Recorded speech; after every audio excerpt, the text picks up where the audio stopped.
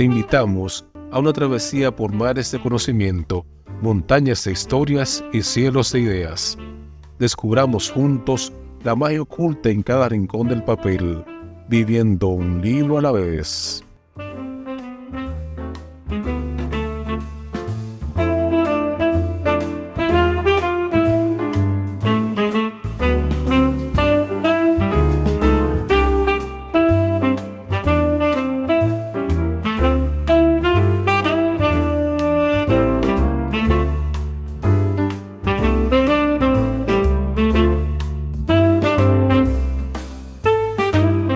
Conversamos con Giovanni Di Pietro sobre su libro Temas de Literatura y de Cultura Dominicanas.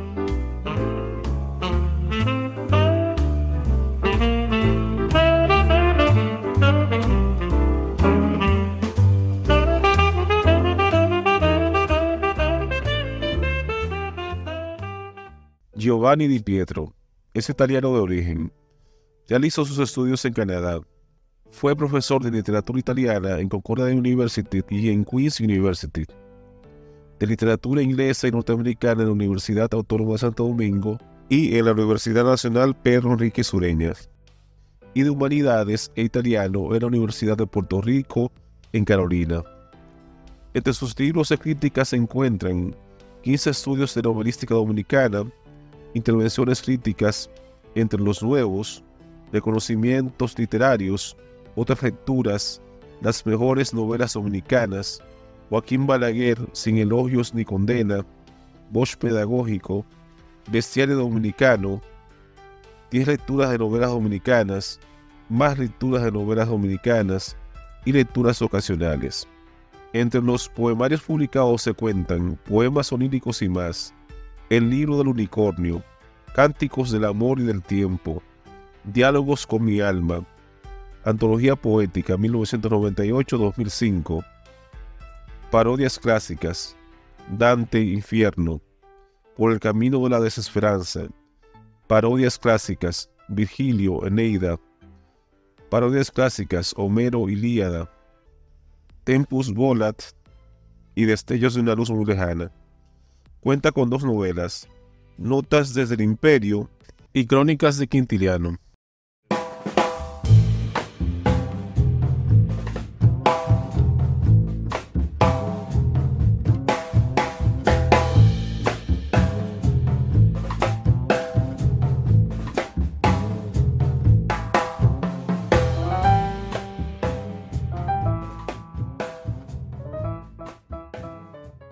Te damos la bienvenida a un nuevo episodio de Tertulia Literaria Papel Maché, un podcast dedicado a la difusión de la literatura desde la República Dominicana. Hoy estamos verdaderamente en un escenario especial para nuestro podcast, porque estamos en plena Biblioteca Nacional Pedro Enrique Sureñas de aquí de la República Dominicana y contamos hoy con la grata presencia y con el honor de tener como invitado al señor Giovanni Di Pietro, a quien le damos la más cordial y formal bienvenida. Bienvenido, ¿cómo está? Muy bien, gracias. ¿Cómo usted prefiere que le llamen? ¿Doctor? ¿Profesor? Simplemente Giovanni. O Giovanni, simplemente Giovanni. Todo el mundo. Perfecto. Giovanni, como es costumbre, cada vez que tenemos un invitado que viene por primera vez al podcast, la pregunta que se impone es ¿cómo fueron sus inicios en esto de la literatura, de ser escritor, de escribir literatura? ¿Cómo fueron esos inicios? Yo llegué en San Domingo en el 81. Ok. Y entonces los primeros años yo prácticamente vivía como turista, ¿no? Ok. Entraba, salía, me iba donde quiera, ¿no? No veía lo que era el país. ¿Y usted vino desde dónde? Desde Canadá. Porque aunque usted nació en Italia, Sí, toda su vida, buena parte de su vida la vivió en Canadá. aparte en Estados Unidos y después todos mis estudios de licencia, de maestría y doctorado en Canadá. Entonces, ¿cómo usted se interesó en escribir, en el hecho de escribir literatura? Cuando empezó la crisis aquí a mediados de los años 80, Ok. entonces yo me dije, bueno, si yo voy a vivir aquí, porque ya tenía esposa dominicana y mi primer hijo, ¿no? Si voy a vivir aquí, yo tengo que entender el país, la sociedad. Y entonces empecé a leer diferentes cosas, iba mucho al teatro y escribía sobre teatro, ¿no? Ok. No lo publicaba, lo escribía por mi propia cuenta, ¿no? Y me interesé mucho en la novelística porque yo hice una tesis de doctorado en la novelística italiana, Ok. posguerra. Ok. Entonces era muy fácil para mí leer novelas y entender lo que estaba leyendo. Y usé esa forma, ¿no?, de leer las novelas para llegar a un entendimiento de lo que era el país, la gente, la cultura.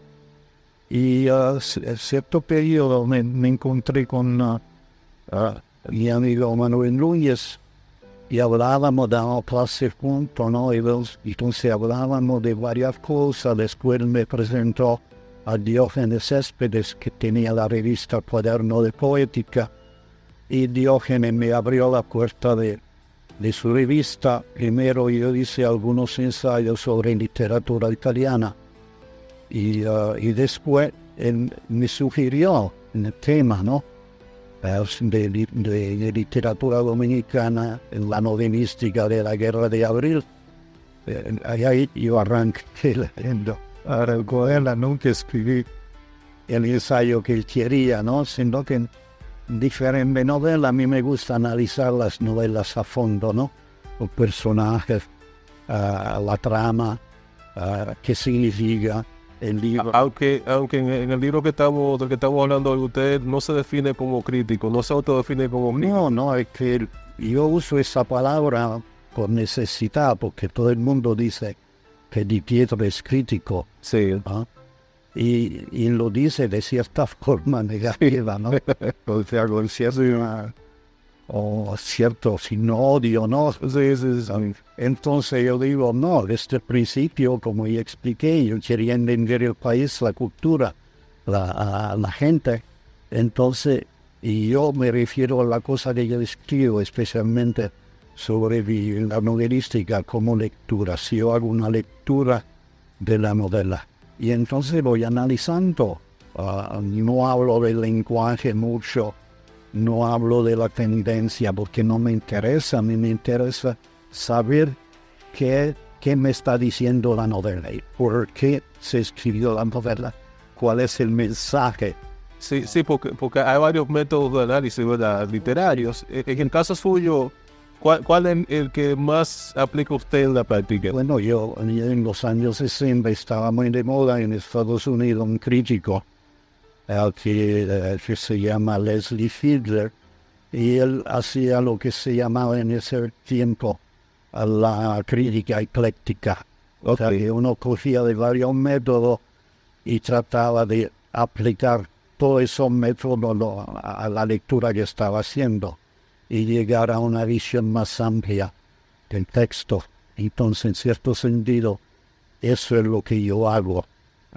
Pero no diría que soy 100% ecléctico, ¿no? No es 100% fiel a su método, al método que se usa. O sea, el que más me conviene en la lectura que estoy haciendo. Ok, entonces va adaptando. Me voy adaptando. Perfecto. Entonces, si la página es poética, por ejemplo, obviamente yo me voy adaptando a eso y voy a hablar un poco de eso, ¿no? Claro, si no es necesario. Claro, porque no es lo mismo acercarse a un texto poético que acercarse a un texto narrativo. Claro que no. Son dos visiones completamente diferentes. ¿Y cuáles podrían ser los principales hitos que usted recuerda en toda su trayectoria como escritor? Cuando hablamos de hitos, hablamos de cosas que han marcado su camino en esto de la literatura. Dominicana. Sí, bueno, la literatura En general. en general, sí. Yo diría, o si hay que escoger algo, ¿no? La publicación de mi primer libro, que tiene el mismo título que ese, ¿no? Ok, mismo título, temas de literatura y de cultura dominicanas. O sea, de nuevo, eso. ¿En qué año se publicó la primera versión de este libro? En el 92. 92. Lo publicó Intec. Buntec, la Universidad de Intec. Sí, lleno de errores, porque Manuel Núñez y yo nos pasamos toda la noche corrigiendo el texto Sí. pero el diagramador no le dio la gana de poner las correcciones. ¿Ah? Sí, eso suele pasar. Eso suele pasar. Lo que yo he hecho en los años, que he retomado esos textos y Los ha corregido. lo limpié, ¿no? y lo presenté de nuevo. De hecho, el primer ensayo sobre Juan Bosch, un libro de Juan Bosch, uno de sus ensayos que aparecía Sí. en esa edición de 1992. Sí, y precisamente ya entrando en materia propiamente sobre este libro, Giovanni, en ese ensayo, el primero que nos encontramos cuando abrimos el libro, que se titula Dos repúblicas en una, imágenes conflictivas de la República Dominicana. En ese ensayo se plantea que tenemos dos países, uno retrógrado, criminal e inculto, el otro con tendencia hacia el progreso, la democracia, la legalidad y la cultura. En aquel entonces, estamos hablando de 1988, cuando usted escribió ese ensayo, usted llegaba a la conclusión de que seguía siendo esa nuestra realidad, o sea, desde que teníamos dos países aquí en nuestro espacio geográfico, en este pedazo de isla en que estamos. Esa percepción suya, ¿cómo ha cambiado en los últimos 36 años? O sea, porque estamos hablando del 88 y estamos en el 2024. ¿Ha cambiado algo? Ha cambiado en el sentido de que he llegado a la conclusión que todos los países son así. Son así. Son así: Italia, Canadá, Estados Unidos. ¿Son así en qué sentido? Que hay dos países. Que hay gente con raíces, con ideales dentro de la sociedad que quieren progreso, que quieren cultura. Sí. Y hay personajes que muchas veces tienen el poder y no quieren nada de eso. Y les interesa solamente el poder político, la violencia y la inmoralidad, ¿no? Por eso yo en ese ensayo analizo la obra de Bosch, ¿no? O sea, usted tomó en cuenta 3 obras, según veo aquí. Aparte de esa de Juan Bosch, usted toma en cuenta al señor Evers, Carlos Evers, las notas. Sí. Carlos Evers era un esbirro de la tiranía, ¿verdad? Sí. Exacto, de la tiranía de Trujillo. Sí. Entonces usted toma en cuenta Trujillo, Anatomía de un dictador, también de Arturo Espaillat, la obra que mencionamos de Bosch, de la democracia en América, ¿verdad? Crisis de la democracia en América, en la República Dominicana, y la confesión de Carlos, que ahí recogen la postura de Carlos Evers. Lo interesante, ese ensayo, libro de Bosch, no me fascinó porque de repente me encuentro con una persona fuera de su sitio, en cierto sentido, ¿no? Viviendo en un país con tantos problemas, pero que él proyectaba un futuro positivo. Juan Bosch estaba del lado de lo que busca en ese país, ¿verdad? Claro. Hay punto institucional, Un poeta italiano, Ungaretti, que siempre usaba una frase: el país inocente.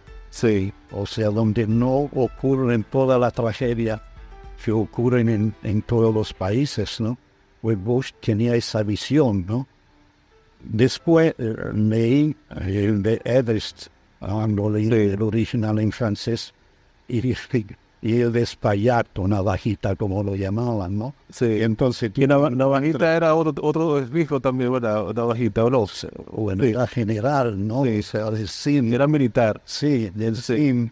Y entonces eso te da la otra visión, ¿no? De ese submundo, ¿no? Sí. Político, de violencia, de corrupción, ¿no? Y entonces eso me fascinó por una razón también, porque a mí me llevaron a Estados Unidos a los 12 años. Y entonces no hablaba inglés, obviamente, no conocía el inglés, iba a la biblioteca pública de la ciudad y yo encontraba, las únicas lecturas que encontraba en italiano eran lecturas de la época fascista en Italia. Sí. O sea, de ese mundo, ¿no? Violento, retrógrado, ¿no? Y entonces, cuando llegué aquí, me encontré que había una literatura truillista. Que de eso vamos a hablar más adelante. Porque Eso me fascinó, porque ese tipo de literatura siempre me ha fascinado hasta hoy, ¿no? sí, La pregunta que yo me hacía cuando leía la literatura fascista en Estados Unidos era cómo es posible que este tipo que está escribiendo el libro, ¿no? Es inteligente, tiene cultura, pero está del otro lado. sí, un fenómeno que también se dio aquí, como usted explica en este libro, porque aquí los intelectuales, bueno, Trujillo se rodeó de intelectuales, Sí. y muchos de ellos, como usted dice en el libro, por miedo, por conveniencia, sirvieron al dictador. O sea, Ya, así pasó en toda la dictadura, pasa eso. sí, sí, En Italia pasó eso. Entonces ese periodo, ¿no? de literatura, de cultura, todo el mundo quiere olvidarse de él.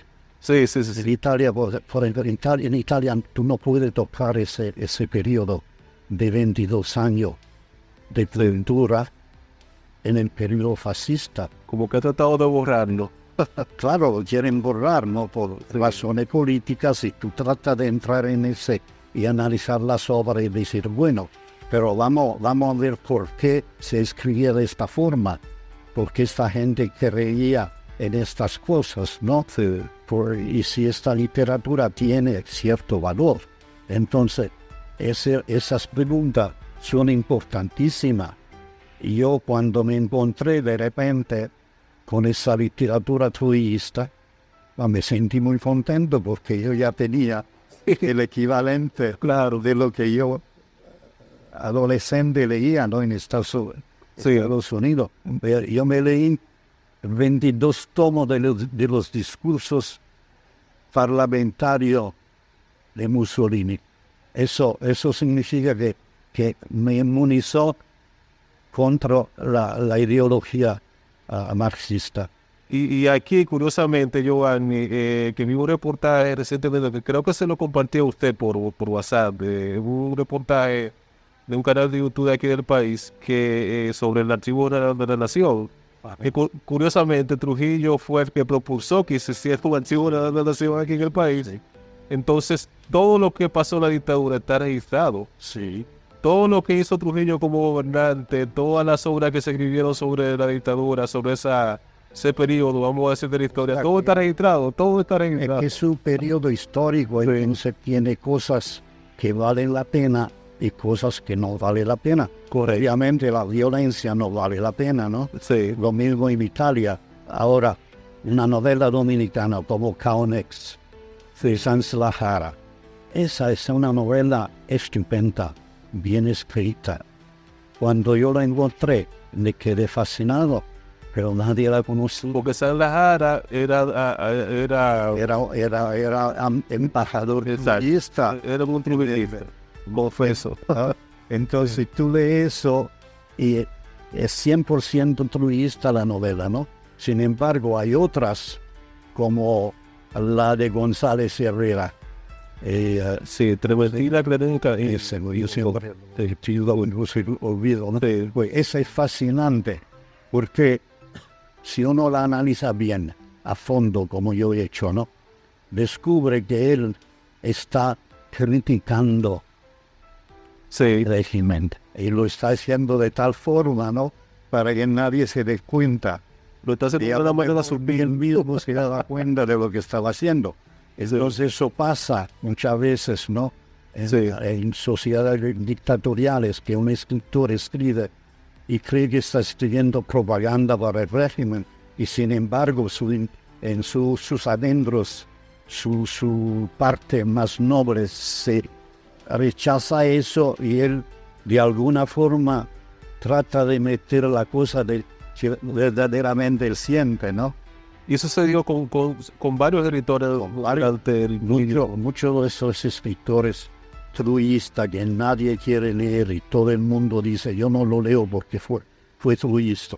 Es ridículo, porque muchos escritores hacen eso.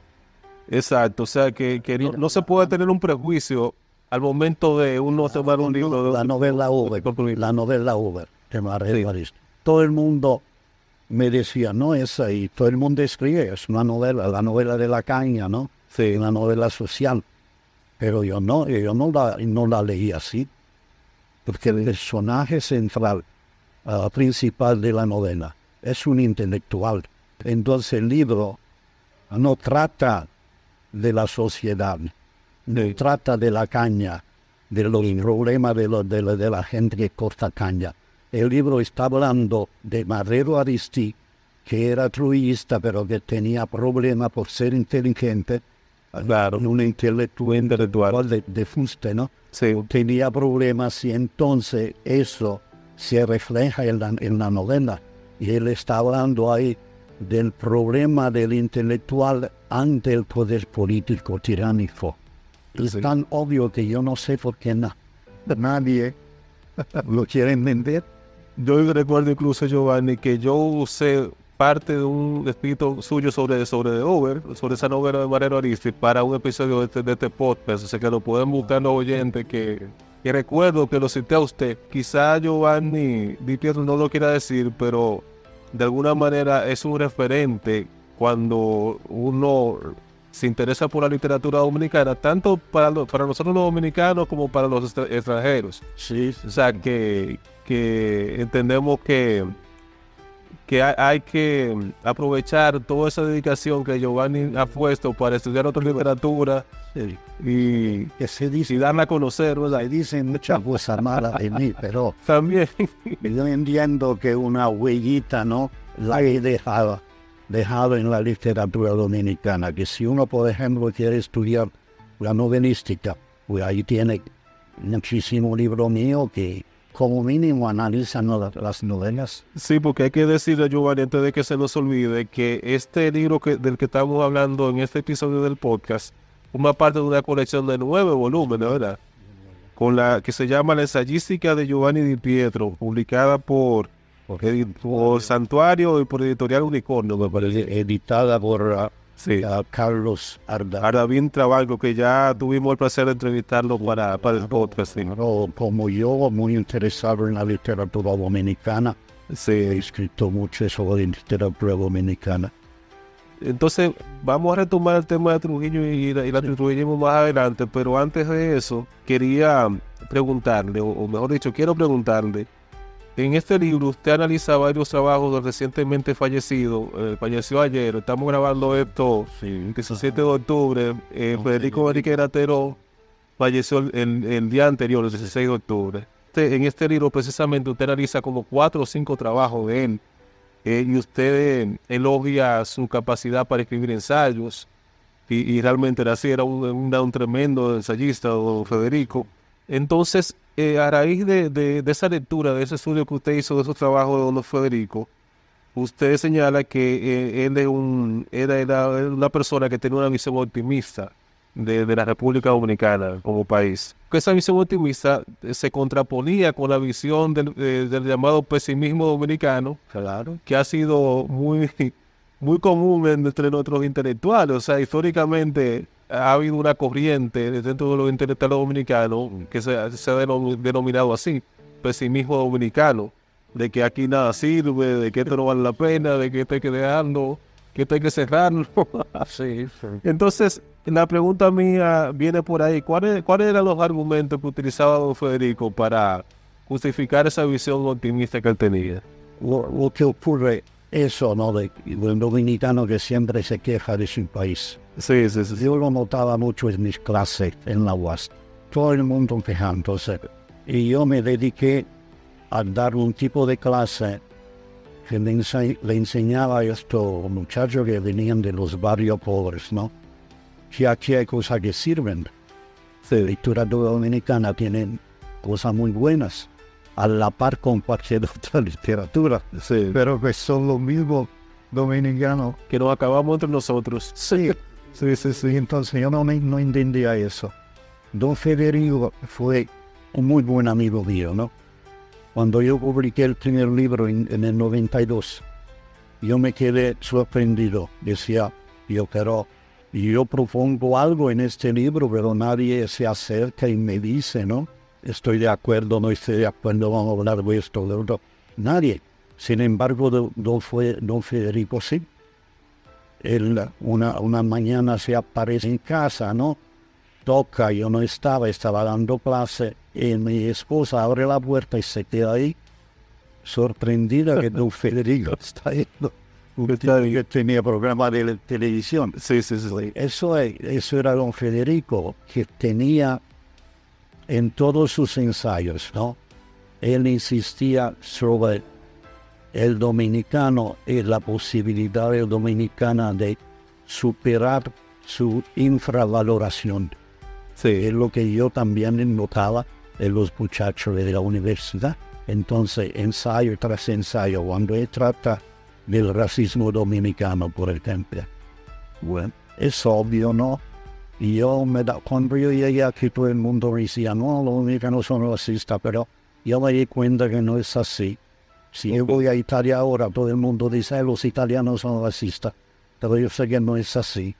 O sea, es un discurso.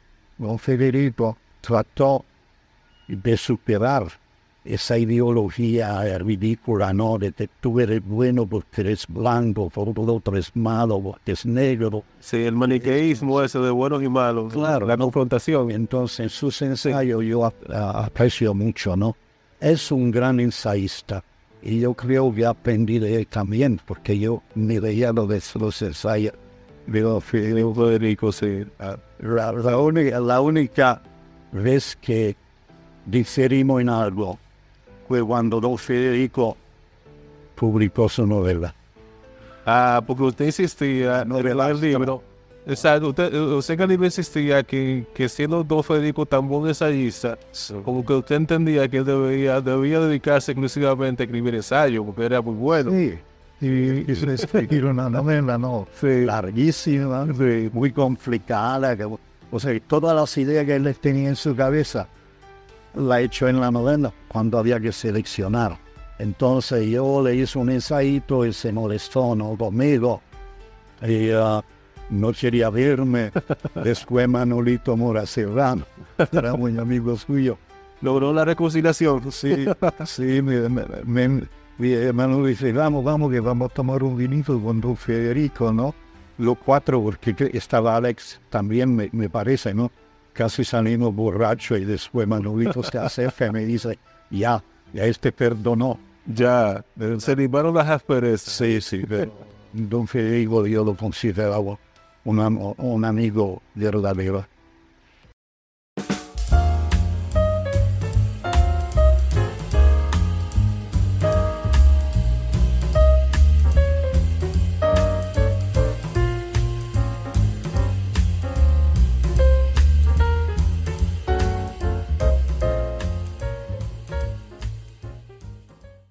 Entonces ya retomando el tema del trujillismo y antitrujillismo, hay que decir que la figura de Trujillo es una presencia habitual en el imaginario colectivo dominicano, a un 60 y pico de años después de su muerte, de su desaparición física.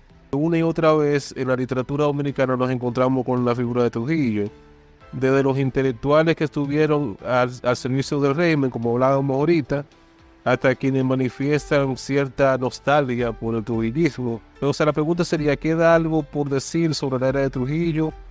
A su juicio, ¿cuáles serían los autores dominicanos que mejor han reflejado este periodo de la historia dominicana? O sea, ¿cuáles autores usted podría destacar?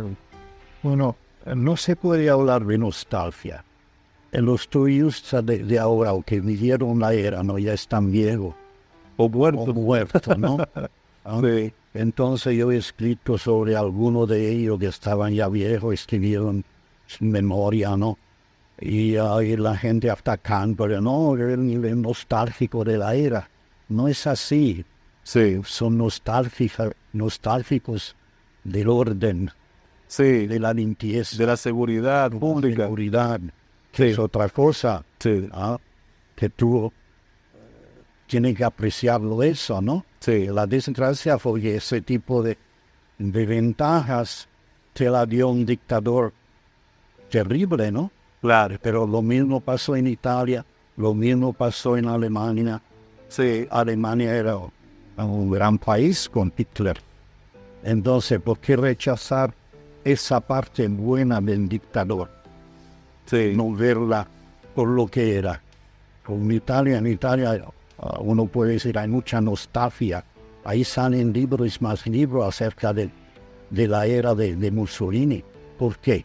Pues por la misma razón, porque el país está hecho un desastre, porque la gente de izquierda que vino y que permitía que iba a traer la democracia y el progreso y el paraíso en la tierra, pues no hizo nada de eso. Y entonces un pobre desgraciado, si se acuerda de su tiempo, 20 años este tipo, que lo mataron, que creó toda una nación diferente de la que había antes, que estaba llena de ladrones.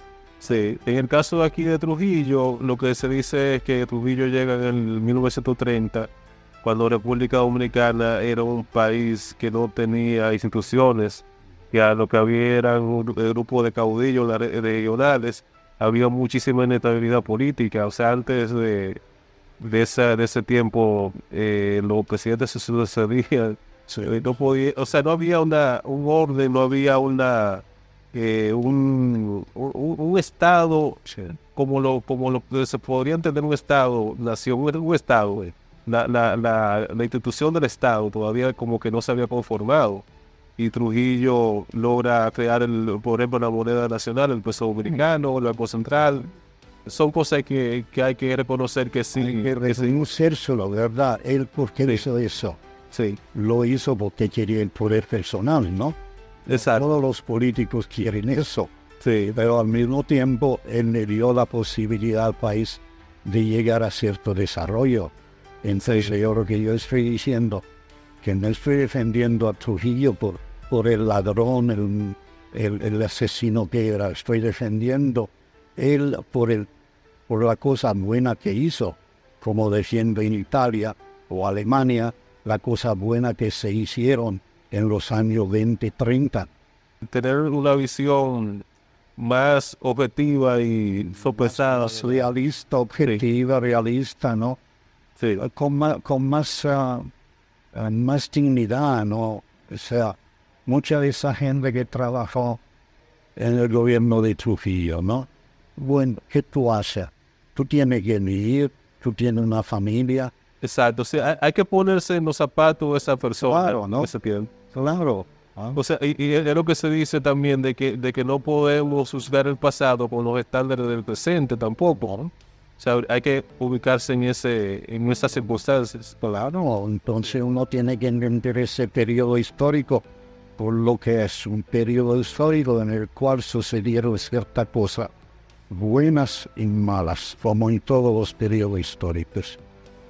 Pero con este concepto que nos metieron en la cabeza del 45 en adelante, que todo es perfecto porque tenemos una democracia perfecta, con gente perfecta, Sí. entonces no vamos nunca a llegar a ver la realidad por lo que es. Por lo que es. Pero usted que ha habido la realidad de la República, que ha visto la realidad de la República Dominicana desde su perspectiva de extranjero, aunque vivió mucho tiempo aquí, ¿verdad? ¿Cuántos años te vivió en el país? Yo viví 10 años, 10, 11 años. Pero en ese tiempo pudo revisar nuestra historia y vivir en su propia carne en el periodo democrático del país. El país ha avanzado en algunos aspectos.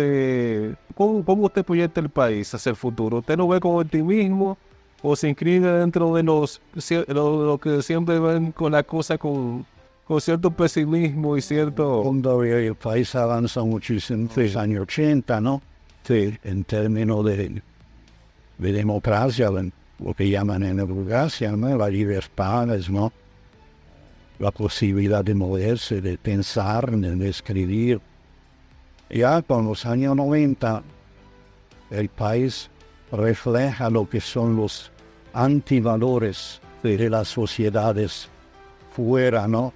Esencialmente de Estados Unidos, la Unión Europea, que son sociedades horribles. ¿Usted diría que son sociedades decadentes hasta cierto punto? Decadentes completamente, sin moral, sin decencia. Mira Italia. En Italia Yo no puedo leer un periódico italiano, porque ¿qué ocurre? En cada párrafo yo me encuentro con 3 o 4 palabras en inglés.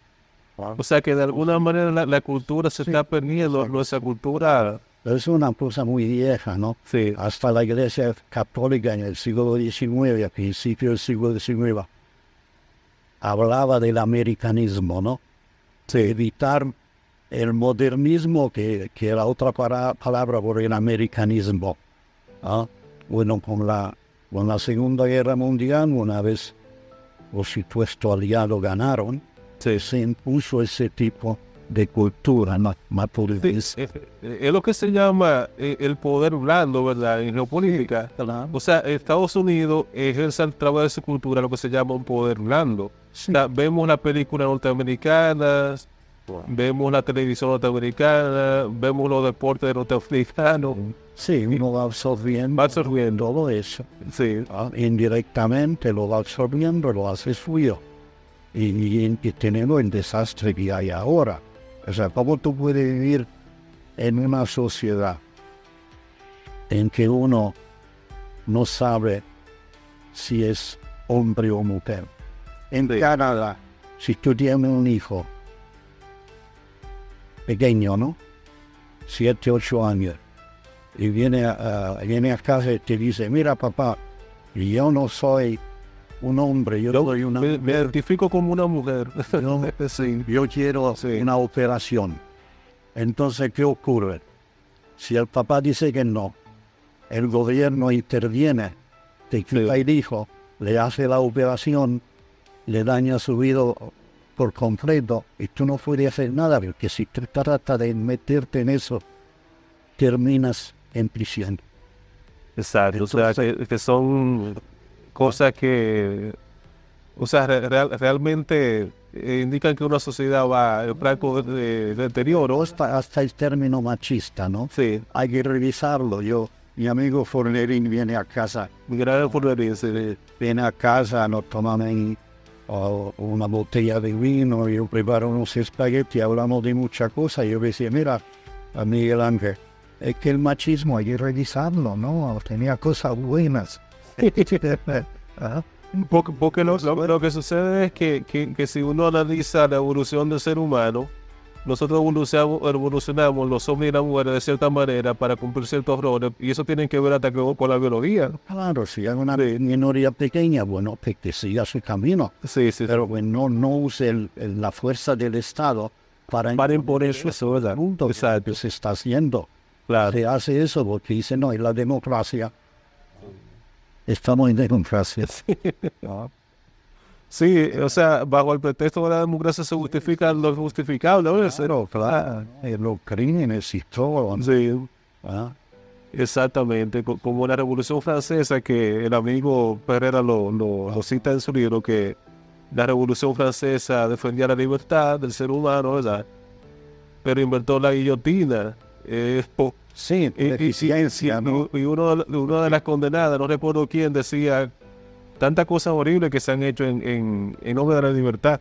Que el arte no era tan eficiente, ¿no? Entonces vende la guillotina, supuestamente por razones humanitarias, y terminaron matando más gente de la cuenta, ¿no?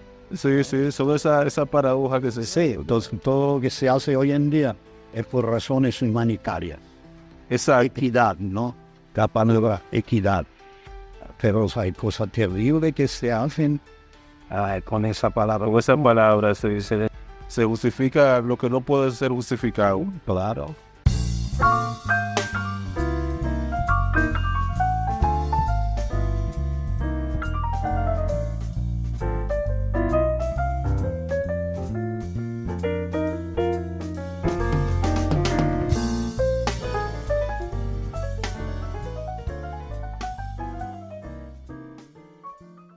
Ya como estamos concluyendo ya por razones de tiempo esta entrevista, pero no quería concluirla sin que hablemos un poco ya en su conjunto de la colección. Sí. Son 9 tomos. Si usted quiere, yo me permito leer los títulos. Claro, sí. Y si usted quiere, me para. Si quiere comentar algo de cada uno. Preguntarme acerca de... Exacto. Por ejemplo, tenemos en primer lugar Tulio Manuel Cestero, un clásico dominicano, 4 ensayos sobre su obra. ¿Qué usted podría decir de Tulio M. Cestero, que es más conocido por su novela La Sangre? Yo creo que he hecho una interpretación de Cestero que mucha gente no se esperaba. Es el gran novelista, es el clásico, ¿no? En la letra dominicana. La Sangre. La Sangre. Tenemos en segundo lugar Jaime López Peña y Delia Weber, dos escritores teosóficos dominicanos. ¿Algo que decir en cuanto a este todo? Y eso me fascinó, me fascinaron los dos, ¿no? Porque teosofía propone la posibilidad de vivir la vida de otra forma, ¿no? No materialista. Entonces, Delia Weber tiene hermosa poesía y prácticamente nadie la estudia, ¿no? Está olvidada. Jaime H. López Peña lo mismo, tiene novelas muy buenas, ¿no? Excelentes, que tratan de ese tema, pero todo el mundo se olvidó de él. Sí, de hecho yo no los conocía a estos autores. No es el único. Sí. Ramón Lacay Polanco, un escritor existencialista dominicano, él es el tercero. Sí, Lacay Polanco es el único escritor existencialista dominicano que hizo obras excelentes. ¿Cuál usted diría que es la más destacada de sus obras? La Mujer de Agua. La Mujer de Agua. Ok, así que ojalá aparezcan, porque muchas veces lo que sucede con este tipo de libros es que están agotadas las ediciones. Sí, yo iba ya en la biblioteca de la UAS y encontraba el libro con una 4 dedos de polvo y lo sacaba como quiera. El cuarto volumen se titula Mujeres Novelistas Dominicanas de Hoy. Usted me podría señalar, mencióneme 3 de las que usted destacaría. No sé si lo estoy metiendo en un lío con eso. No, un lío no, porque yo digo las cosas como son. Se fija, hay un libro que dice Mujeres Novelistas Dominicanas de hoy. Pero hay otro que dice Mujeres Novelistas Dominicanas de ayer. Pero me imagino que el de hoy crea más conflicto porque la idea era de explicar que hubo novelistas, mujeres novelistas excelentes, pero que después todo se fue a pique. Entonces, de la actualidad no hay ninguna que se pueda salvar así, según su criterio, o sea... Una pena. No cree. No cree. Bueno. A lo que bueno, dígame mi opinión, ¿no? Sí. Pues tal vez aparece alguna de la cual no sepamos, ¿verdad? Puede ser. Si se lee ese tomo, se dará cuenta si aparece o no aparece alguien que el otro tomo, el quinto, es Rafael Lamirón entre Lilicia y Trujillo, 3 ensayos sobre su obra. ¿Qué nos podría decir? El ensayo más largo se titula Rafael Lamirón y la paz de Trujillo, que Lamirón era turista 100%, lo dice, ¿no? Se dice en todo lo que él escribió. Sin embargo, llegando al final de su vida, como que no estaba tan seguro de la cosa, ¿no? Es un escritor fascinante porque él empieza con la intervención norteamericana del 16 y hace una novela estupenda.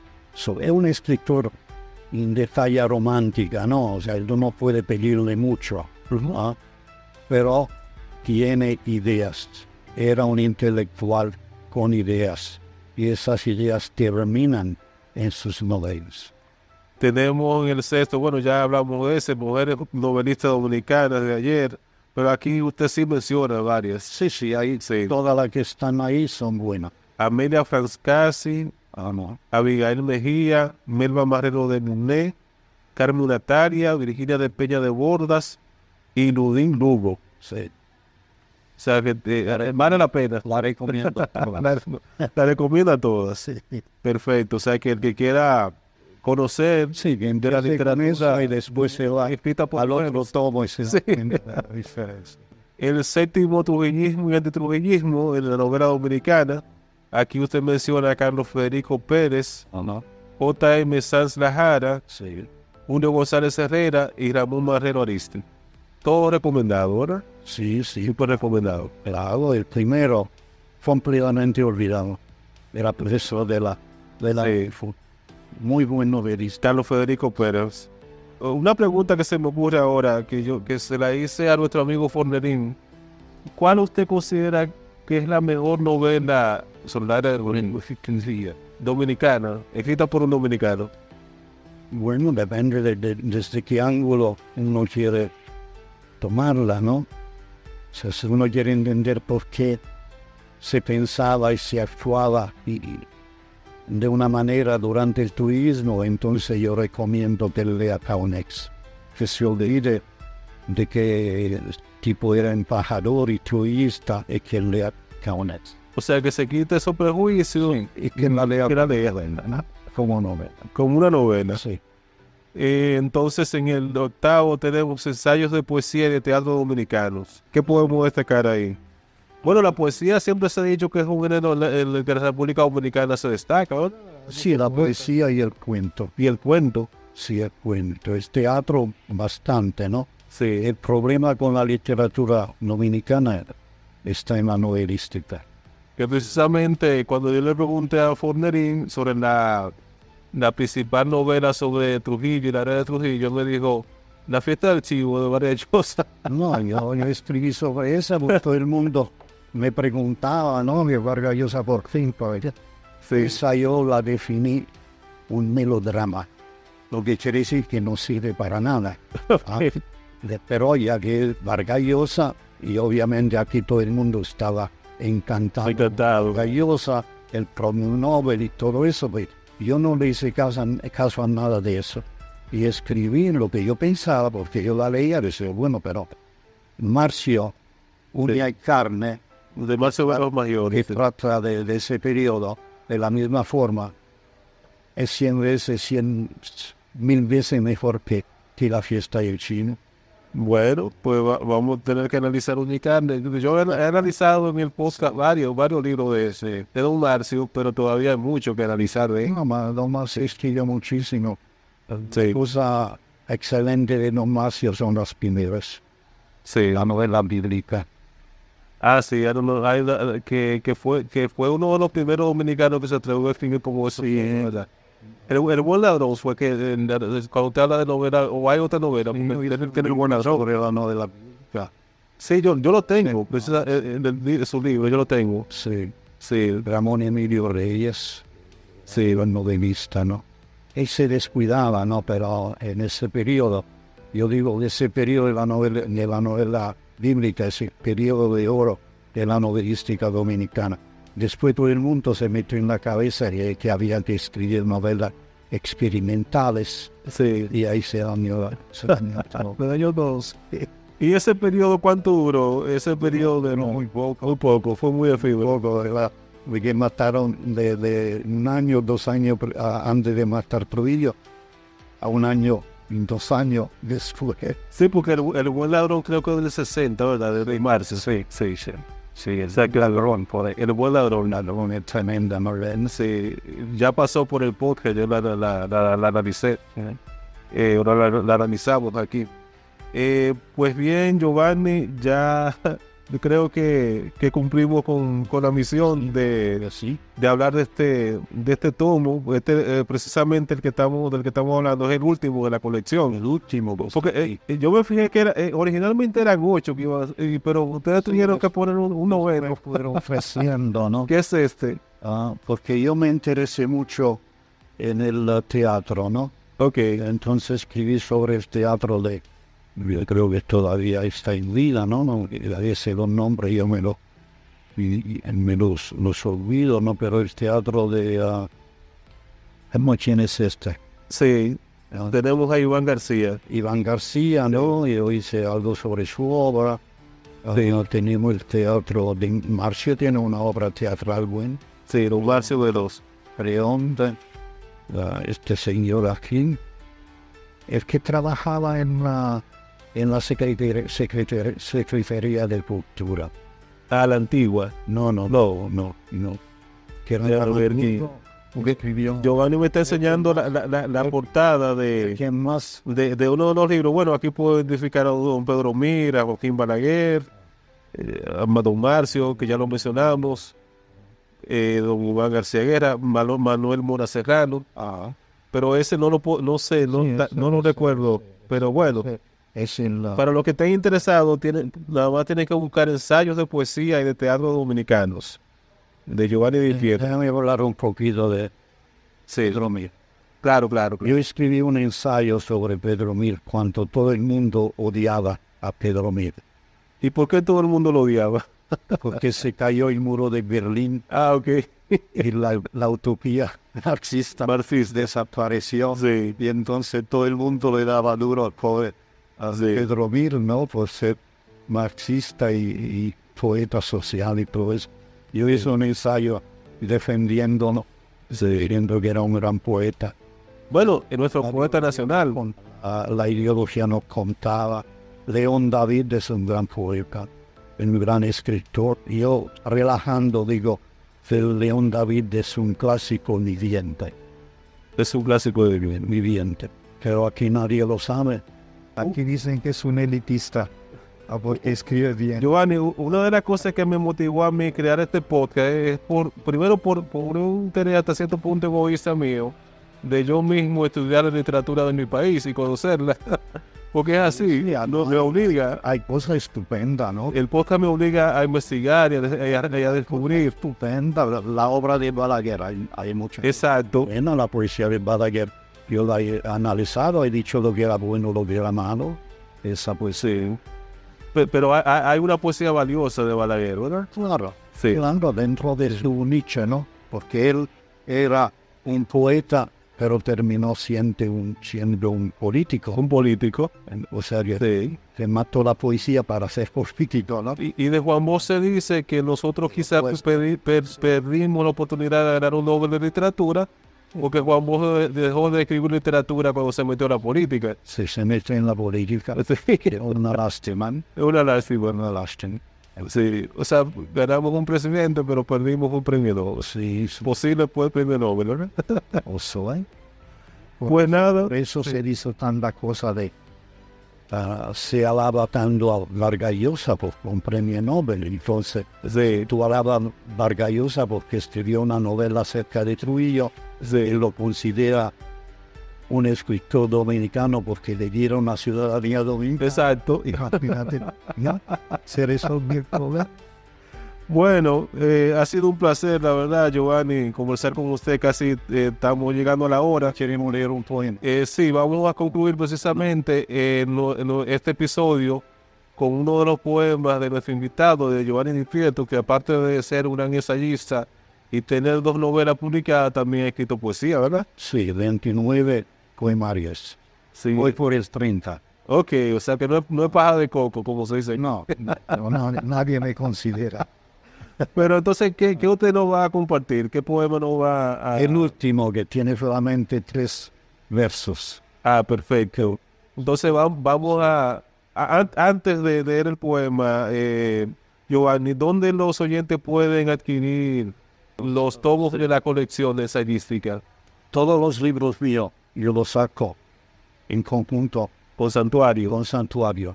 Ok. Entonces se va al Santuario y dice, yo quiero estos libros de Pietro. Habla con Isael Pérez. Sí, Isael Pérez incluso puede enviarlo a cualquier lugar del país. Él lo envía. Si vamos a dejar la descripción del programa los contactos de Santuario. Del país, señor. Perfecto. Vamos a cerrar con broche de oro con este poema que se titula Anhelo del alma. Ok, adelante. Con eso concluimos. Con eso concluimos. Gracias a nuestros oyentes por escucharnos. Y la poesía mía trata de lo que es la materia y la necesidad del ser humano de elevarse a lo que es el espíritu, ¿no? Que sí, buscar la trascendencia, todo eso. Porque este mundo está tan feo que no se aguanta. Ok, leo. El cuerpo pesado del hombre alcanzar no puede la ligereza de la mariposa. Ah, excelente. Voy a tener que ponerle aplauso al final. Unos efectos de aplausos. Sí. Pues nada, así cerramos este interesante conversatorio con Giovanni Di Pietro. Espero que no sea la última vez que lo tengamos, sino que sea solamente la primera, ¿verdad? Usted viene al país con cierta frecuencia. Yo tengo planeado venir cuando, a lo mejor en un mes o 2, Ah, perfecto. O sea que podríamos hasta coordinar Claro, sí. para hablar de cualquier otro tema, de lo que usted quiera hablar, de cualquiera de sus demás obras. Siempre hay algo de qué hablar con usted cuando se trata de literatura dominicana, ¿no? Claro. Pues muchísimas gracias y gracias a ustedes, nuestros oyentes, espero que hayan disfrutado como así lo he disfrutado yo de este conversatorio con don Giovanni y Pietro. Y nos escuchamos, mejor dicho, en el próximo episodio. Ahora, gracias.